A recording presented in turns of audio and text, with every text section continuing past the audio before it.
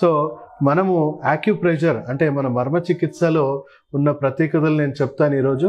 So కొన్ని pressure points ఉన్నాయి. ఆ ప్రెషర్ పాయింట్స్ని మీరు సింపుల్గా యాక్టివేట్ చేసుకోవడానికి నేను మీకు కొన్ని టిప్స్ చెప్తాను. సో మన శరీరంలో మన గుండెకి సంబంధించిన నాడి ఇలా అని ఫ్లో అవుతూ ఉంటుంది.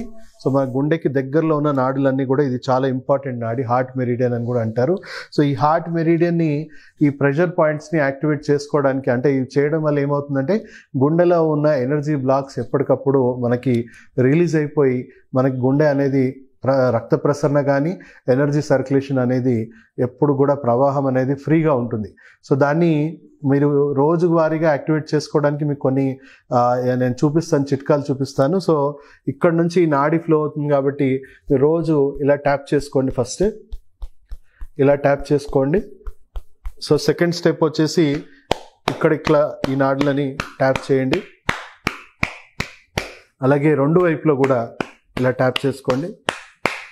నెక్స్ట్ మీ ఈ భాగంలో, సంఖ భాగంలో కూడా ఇక్కడ నుంచి డైరెక్ట్ గుండెకి చాలా రక్త ప్రసరణ అనేది చాలా మెరుగుపడుతుంది.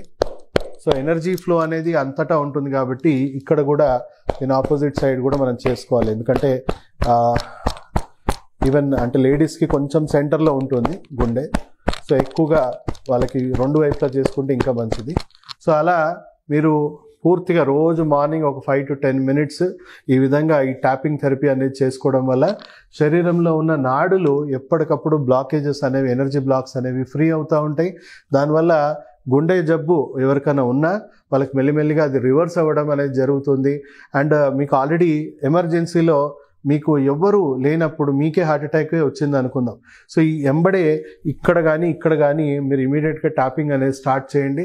దానివల్ల అంటే మనం ఫస్ట్ 4 minutes అనేది చాలా ఇంపార్టెంట్, చాలా క్రూషియల్.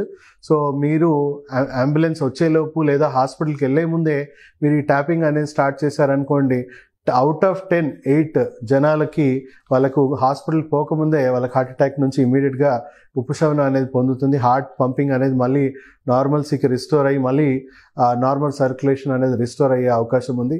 సో ఫస్ట్ 4 minutes ఎవరైనా కూడా మనం మన ఫ్యామిలీ మెంబర్స్తోనో ఎక్కడో ఉంటాము, హాస్పిటల్లో ఎవరు ఉండము. సో హాస్పిటల్ చేరేలోపు ఇది ఒక రకంగా దీన్ని మనం పాటిస్తే మీకు వచ్చిన హార్ట్ అటాక్ నుంచి కూడా మీరు నివారించుకోవచ్చు. అండ్ రెగ్యులర్గా ఇది పాటిస్తే prevention is better than cure అంటారు కదా. సో అలాగే మీరు రెగ్యులర్గా ఈ సూచనలు పాటిస్తే మీకు గుండె జబ్బు అనేది రాకుండా పోతుంది. మీ కొంత ఎంటైర్ లైఫ్ స్పాన్లో మీకు రాకుండా ఉంటుంది. సో ఎవరికైతే వంశపారంపర్యంగా తల్లిదండ్రులు ఎవరైనా గుండె జబ్బులతో చనిపోయిన వాళ్ళు దయచేసి దీన్ని చాలా సీరియస్గా పాటించండి. ఎందుకంటే జెనెటికల్గా మీకు ఈ డిఫెక్ట్స్ వచ్చే అవకాశం ఉంటుంది కాబట్టి మీరు ఇవి పాటించడం వల్ల మీకు వచ్చే అవకాశాలు దాదాపు 100లో 90% తగ్గిపోతుంది. సో దయచేసి ఈ వీడియో ప్రతి ఒక్కరికి షేర్ చేయండి, ప్రతి ఒక్కరికి అవగాహన కలిగించండి. ఈ సెల్ఫ్ హెల్త్ కేర్ ఉద్యమం అనేది ప్రతి ఒక్కరం కూడా నేర్చుకోవాలి. మన ఆరోగ్యం మన చేతిలో ఉంది. సో డాక్టర్స్ అనేది ఎమర్జెన్సీలో విషంతోనైనా ప్రాణాన్ని కాపాడాల్సిన పరిస్థితి వచ్చినప్పుడు వాళ్ళు మీకు ఉపయోగపడతారు. కానీ మీరు ఆరోగ్యంగా ఉంటే అలాంటి పరిస్థితే మీకు రాకుండా ఉంటుంది. కాబట్టి అందరూ కూడా ఈ సెల్ఫ్ హెల్త్ కేర్ అనేది నేర్చుకోవాలని మేము behalf of public health care council మీ అందరికీ అపీల్ చేస్తున్నాం. ఈ అవగాహన ప్రతి ఒక్కరి ఇంటికి చేర్చేలాగా మీరు అందరూ కూడా దీన్ని కంపల్సరీ లైక్ చేయండి, షేర్ చేయండి. అండ్ ప్రతి ఒక్కరికి ఈ వీడియోని షేర్ చేసేలాగా మీ వంతు బాధ్యతగా తీసుకోవాలని కోరుకుంటూ సెలవు తీసుకుంటూ మీ డాక్టర్ సాగర్.